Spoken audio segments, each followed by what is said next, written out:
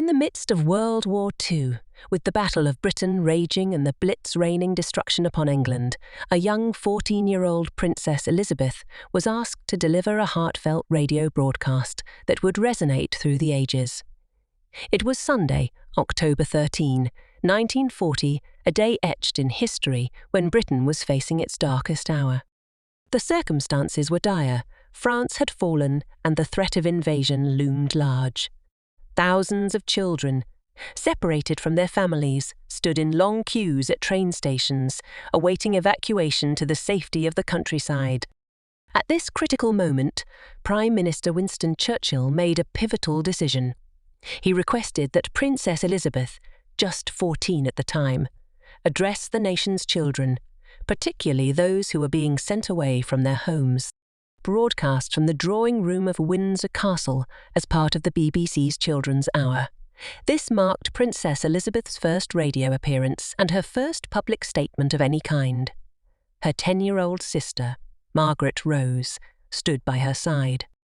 In her touching message, the future Queen expressed profound empathy for the children who had been forced to leave their homes. She and her sister had experienced similar separation and knew the pain of being away from loved ones. To you living in new surroundings, we send a message of true sympathy, and at the same time we would like to thank the kind people who welcomed you to their homes in the country. Princess Elizabeth warmly conveyed. The two princesses had been evacuated from Buckingham Palace, their home since 1937, to Windsor Castle, a move that was urged by the government.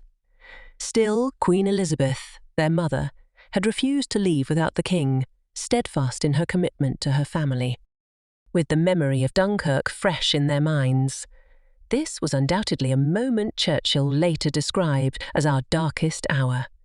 It was in this critical juncture that he turned to the future Queen, Elizabeth, to boost national morale and address the plight of evacuated children.